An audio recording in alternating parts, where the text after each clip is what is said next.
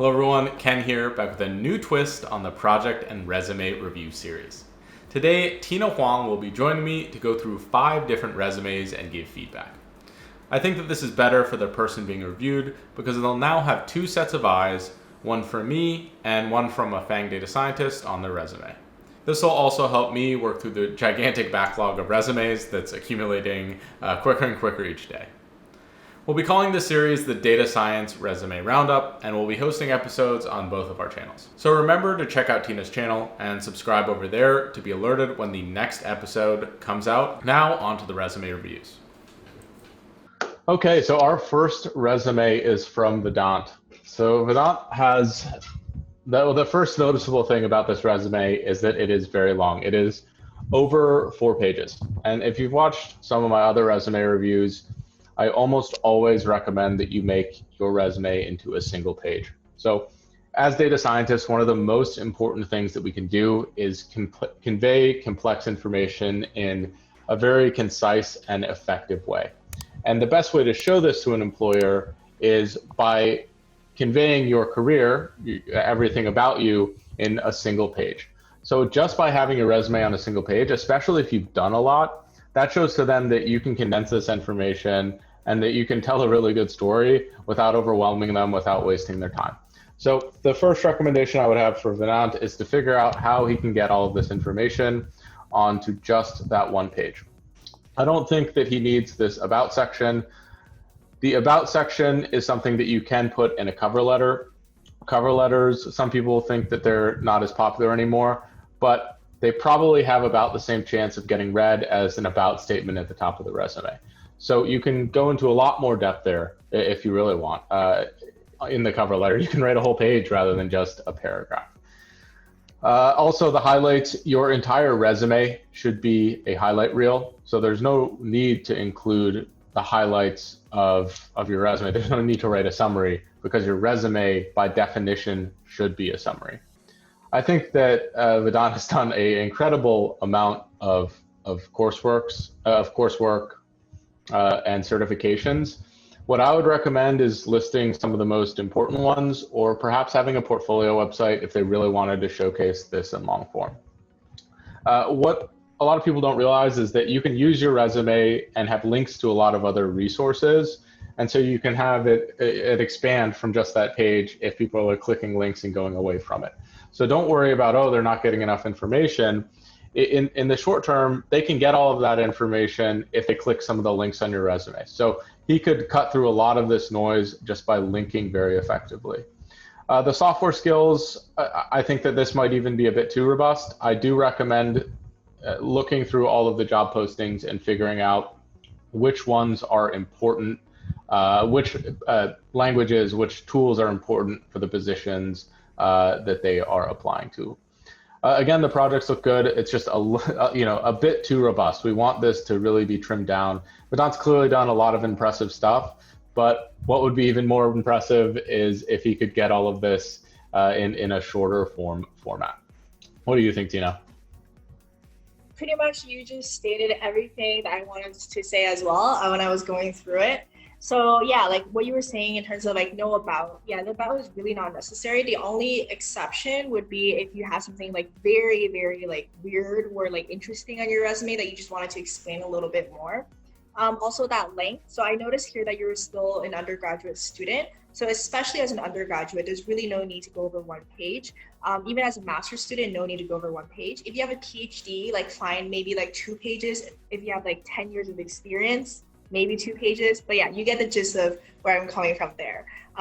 Yeah, and in terms of the structure of it, the only other comment I wanted to make is that you should put your professional experience and your internships, which I noticed that you had like, you had pretty good internships, put that higher up so people can see that. As a recruiter, you care the most about what other experiences this person has had before, because that is what you can tell, like, does this person actually know how to work with other people? Has this person actually driven any impact in the past? And with the projects, I would move that a little bit lower. So you have like great projects there as well. And I think you trim that down, highlight the ones that are most relevant to the position that you're applying to. Awesome. Well, I'm going to pass this off to you for the next resume. So next up is Yash. All right, so just looking at this again, same as Vedant, no, you don't need a career objective here. Also, I would say like just kind of scrolling through this. Okay, another thing, don't need 2 pages. 1 page is definitely enough, especially if you are a fresher in the year 2017. And you can make this a little bit more like pretty, like this is good in sense I can read everything. But if you have some like separators separating things, it would allow my eyes to draw into for each section a lot better. So that's something to consider as well. Um, Skills are good. I like how you separated them out and they're very directly related to data science, so that if you're applying for a data science position, that really helps me realize that these are the things that you're actually competent in, right? Like there's no need to put in like a bunch of other stuff that are not related to the job. Also really like that professional experience is here. Consultant, analytics, Salesforce consultant, that's great. Screen Magic, sales engineer, that's also really great. Yeah, like I would say my only comment in terms of professional experience is that you can try to quantify your work a little bit more. You helped customers by automating their Salesforce environment. Like what came out of that, right? Did you like increase their efficiency by 20%, for example? So think about it in that sense. That would really help you elevate your resume further. Also academic projects, I think that's great. You have all of these projects here and that are directly relevant. I would say try to simplify those as well. It just looks like a big chunk of text right now, which is harder to read. So if you just try to make it like a little bit like bullet points, that would help a lot. Yeah, education, move it to the top, and awards, you can just put that as part of education. So what do you think, Ken? I agree with all of those things. I think that something I want to highlight with the projects is I really like that they have what the goal of the projects were. What I think they should add is a little bit more about the outcome of the project. So, just like you were talking about quantifying the work that they're doing in their professional experience, they should also be quantifying the outcomes of their projects. So that doesn't mean just saying what the root mean square error is, or what the precision recall, whatever that might be, is. That means saying, okay, this project is useful to a company because of XYZ. We can help Facebook find more spam comments by implementing this, or whatever that might be. That's something I am always looking for, the value that is created for the end user in these projects. And that's why we're creating them. When you work as a data scientist, you're basically doing projects every day, and your goal is to create some value for a business end user within your company. I think that is the main thing. You really knocked it out of the park with the main things. The one thing with the awards, that's a little bit vague, like Fresher of the Year, Rising Star. I don't know what those are associated with. It could be with education. It could be with something else. Again, those are very vague, and you want to know who is giving you those awards and where you're earning them. So, but overall, I think that if this were, even just reducing the font to make it a single page, this is still a solid resume that I think with the tweaks that Tina mentioned will show additional promise as well. Yeah, for sure. Very solid start. All right, next up, passing it to you. Yes, okay. So we have Hari's resume. So this one is very aesthetically pleasing from the onset. I like how they've listed the skills in kind of a keyword, a tag form. That's something I've seen as being increasingly common. I don't think that this is like over stylized. It's very readable to me. It's probably more on the stylized side than the non-stylized. If you're applying to a very traditional Fortune 500 company, I'll probably go with a more basic resume. But again, this looks really good to me. I like that there are a lot of links as well. Those are some of the really strong things. As I mentioned before, and Tina has mentioned before, I really don't think that you need this about me statement. It doesn't take up much space, but these are all things that whoever's reading this should infer from just looking through your resume in general. I also don't know, depending on where you live, if a picture is appropriate. In the US, you should almost never have a picture on your resume unless you're applying for a modeling position. Get it? Modeling, data science, come on. So in Germany, it's very common to have a picture. So I would look at your local market. I'd ask people around your area if that's acceptable for where you are. I like how these personal projects are described. Again, I would put the internships above the personal projects. And I also recommend just talking more about your education. You know, what's some relevant coursework, for example, if you're part of any communities or societies. One thing I did when I was in school is I started a data science and sports analytics club. And I would say about a third of the interviews that I was in, I was asked about that. And I had some other pretty cool stuff on my resume, and that's one of the things they chose to talk about. So definitely be involved in your campuses and share that information. That's all I got. All right. So yeah, again, echoing your thoughts over there. In terms of the structure of it, so I don't know if you guys are familiar with ATS. So it's basically like the software that people use, a lot of companies use to parse it automatically. So I don't know if yours will be able to pass that. I would definitely check that out. Just there's parsers that you can check online and put your resume in to see if it parses correctly or not. So that's something to keep in mind. Except for that, very aesthetically pleasing. I really like it. And my eyes are immediately drawn to the skills section, which I think is great.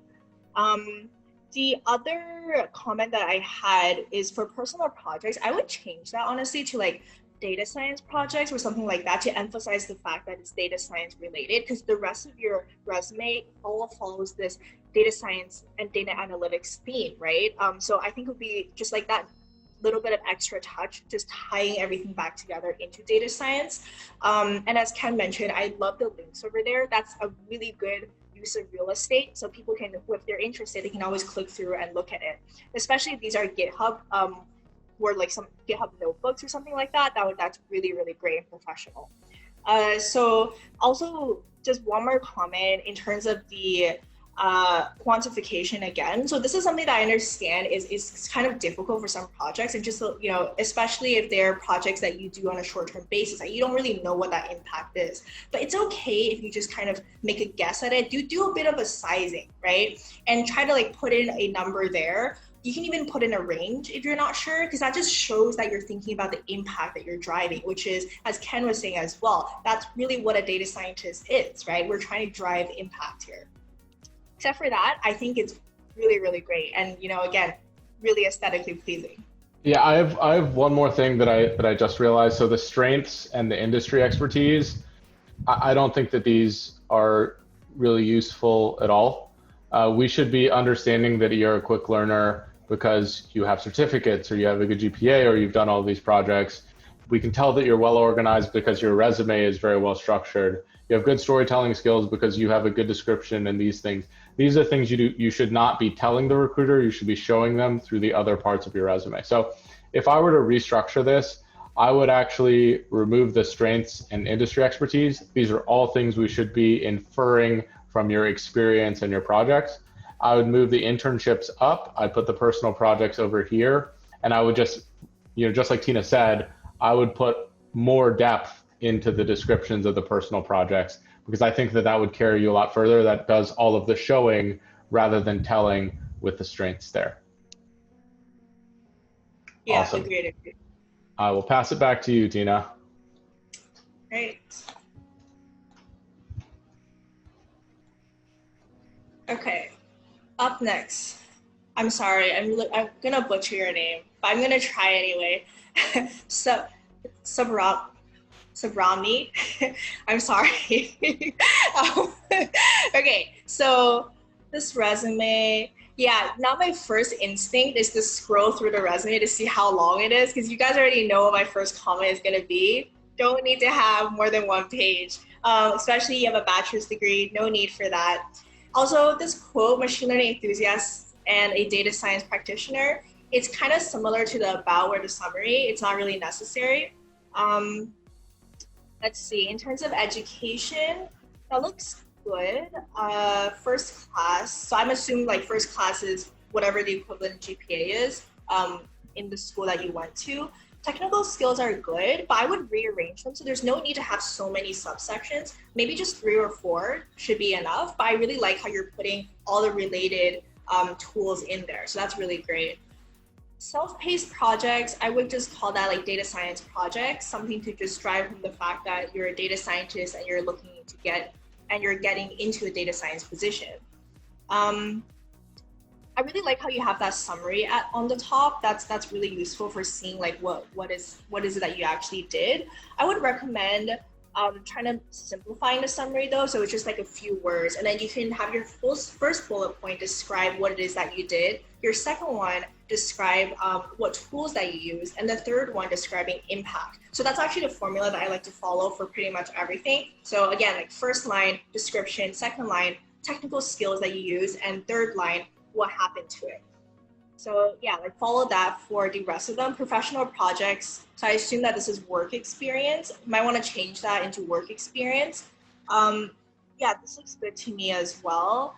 And important web links. So I don't know if personal information is more common in India, but in the US or North America in general, we would never write that.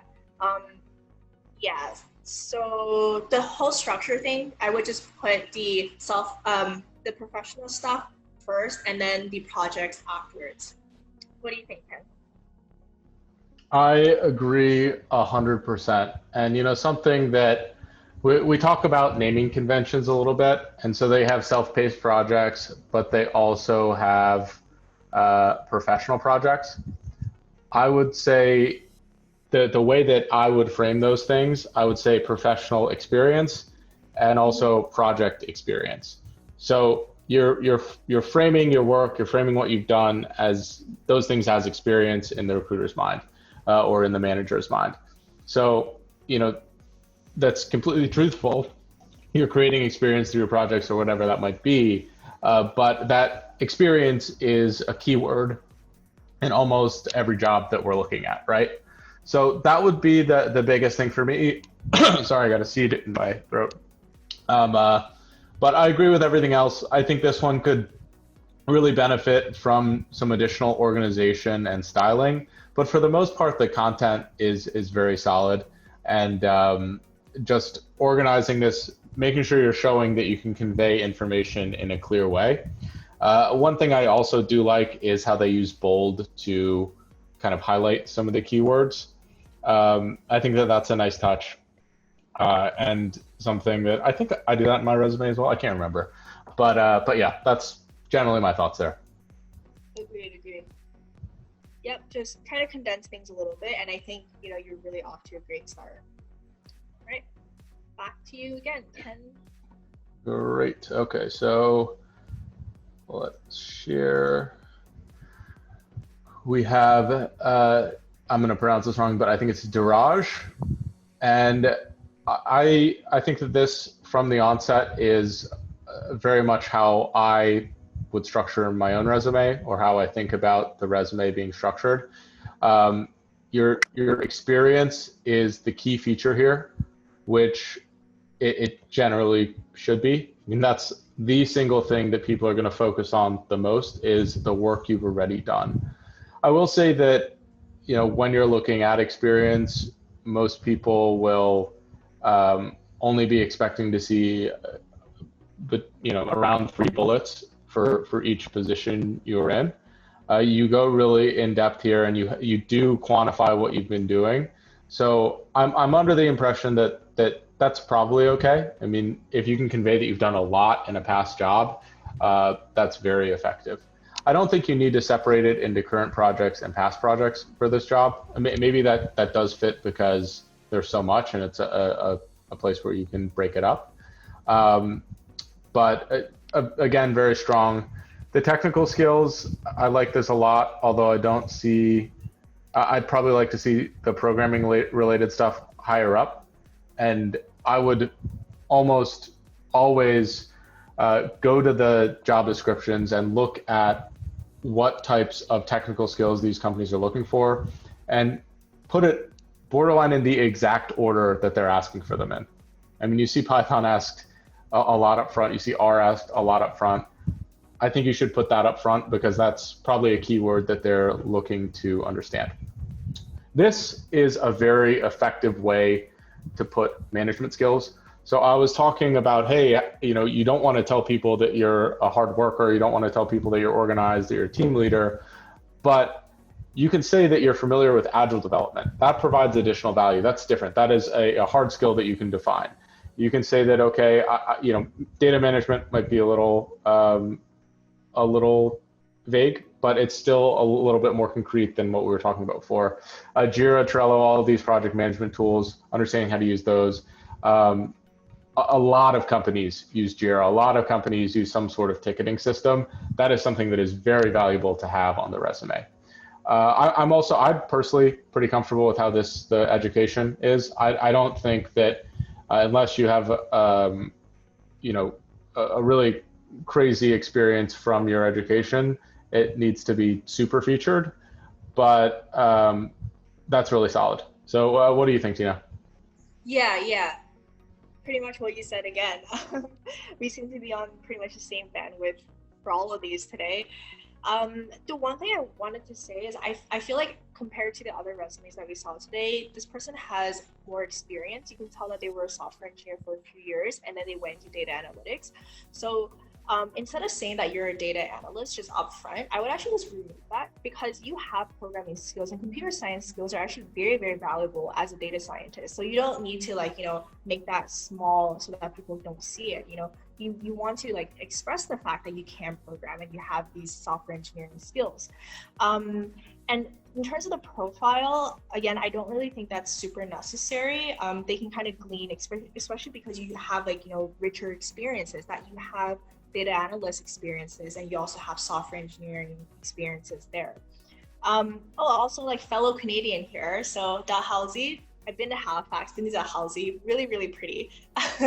So that's completely unrelated. But yeah, if you're a few years out of school, which means that you did do your master's degree pretty recently though, I would just put a GPA and maybe just a couple relevant courses. So Ken, I know you said that you were fine with just leaving it as that, and I think that's fine as well. But since you're removing the profile, I assume you're going to have a little bit of extra space, so you might as well just stick in some formal education that you had in the topics of data science, which I assume you're going to be applying for in the future. Except for that, you pretty much touched on everything else I wanted to talk about. Yeah, I want to just stress again the relevant coursework. So I don't think I was ever in an interview where someone asked me, "Oh, you got a master's in computer science. What is that? Tell me about that." It was always, "Oh, I saw you took this specific course. I saw you took Intro to Data Science, or I saw you took Monte Carlo methods.